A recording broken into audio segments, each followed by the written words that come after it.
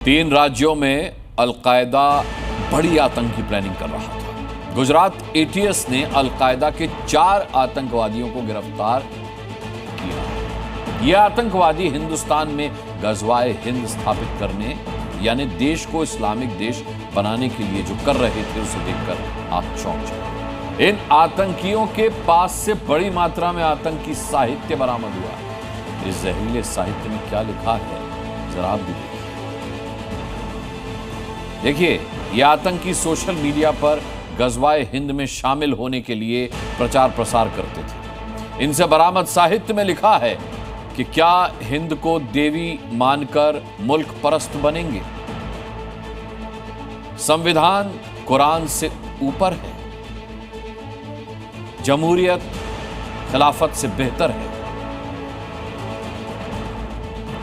इस्लाम को अगर तेरी हवा रास ना आई, मेरे वतन तुझे कोई आग लगाए, हमें इस्लाम चाहिए। अलकायदा के संदिग्ध आतंकी Mohammad Fardeen, Saifullah Qureshi, Mohammad Faiq, Zeeshan Ali. Gujarat anti terror squad ने अलकायदा आतंकवादी संगठन के एक मॉड्यूल पर बड़ी कार्रवाई की है। इस कार्रवाई में 4 लोगों को गिरफ्तार किया गया है।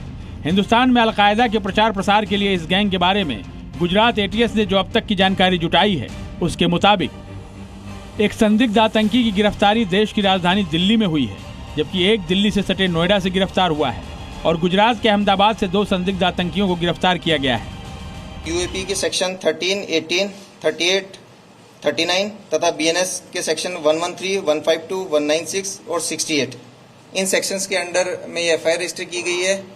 जो आरोपी है सैफुल्लाह और फरदीन, इनको आज कोर्ट में प्रोडक्शन किया गया। 14 दिन की इनकी रिमांड मंजूर हुई है और जो रिमेनिंग 2 आरोपी हैं उनको भी कल कोर्ट में प्रस्तुत किया जाएगा। पकड़े गए 4 आतंकियों को लेकर चौंकाने वाली जानकारी सामने आई है। सभी आरोपियों की उम्र 20 से 25 साल के बीच है और ये भारत में बड़े पैमाने पर आतंकी हमलों की साजिश रच रहे थे। इन आतंकियों को कुछ खास और संवेदनशील ठिकानों को निशाना बनाने के ऑर्डर मिले थे। ये 4 आतंकी सोशल मीडिया ऐप के जरिए एक दूसरे के साथ जुड़े हुए थे। जांच में यह भी सामने आया है कि इनका संपर्क सीमा पार बैठे आतंकवादियों से भी था। अलकायदा के काफी सारा कंटेंट ये लोग पूरे भारत में प्रचार प्रसार कर रहे थे। इन लोगों के इंस्टा अकाउंट से हमें ये भी जानने में मिला और कुछ इसमें सीजर भी हुआ है, जैसे कि फरदीन के पास से एक तलवार सीज की गई है, अलकायदा का मटेरियल उसके पास से सीज हुआ है। साथ ही साथ ये लोग जो थे ये इंस्टा के ऊपर अलग अलग ग्रुप्स बना करके क्लोजली अपनी जो टेररिस्ट आइडियोलॉजी है उसका प्रचार प्रसार करते थे। गिरफ्तार आतंकियों का नेटवर्क कितना बड़ा है, कहां से इन आतंकियों को फंडिंग हो रही थी, कहां से इन आतंकवादियों को ट्रेनिंग दी गई थी, विदेश के किन आतंकी संगठनों से इनके तार जुड़े हैं। अब इन सभी सवालों के जवाब गुजरात एटीएस तलाश रही है। जांच के बाद देश के दुश्मन इन 4 आतंकवादियों के बारे में डिटेल रिपोर्ट मिलेगी, लेकिन उससे पहले इनका मकसद हिंदुस्तान को किस तरह मुश्किल में डालने का था वो देख लीजिए। ये गैंग सोशल मीडिया पर एक्टिव था और सोशल मीडिया ही इनका सबसे बड़ा हथियार था। गैंग के सदस्य एक दूसरे से इसी सोशल मीडिया से जुड़े हुए थे और यहीं ये लोग हिंदुस्तान को इस्लामिक देश बनाने का प्रचार करते थे। पकड़े गए आतंकियों के इंस्टाग्राम पर 5 अकाउंट एक्टिव थे। ये अलकायदा के प्रचार का साहित्य सोशल मीडिया अकाउंट पर डालते थे। आतंकी मोहम्मद फैक 2 पाकिस्तानी अकाउंट के साथ कॉन्टैक्ट में था। वो फोन पे क्या करता था हमें वो भी पता नहीं है। उसके पास उसका फोन देता था, हमें वो भी पता नहीं है कि क्या वो बोलता था, क्या करता था फोन के साथ। तो जॉब पे से आता था, रात को 2 कलाक फोन लेके बैठता था और वो कुछ भी करता रहता था, हमें कुछ पता नहीं है। ये गुजरात एटीएस की बड़ी कामयाबी है और इस आशंका को खारिज नहीं किया जा सकता कि अलकायदा मॉड्यूल के इन आतंकियों के अभी और साथी एटीएस की गिरफ्त में आ सकते हैं।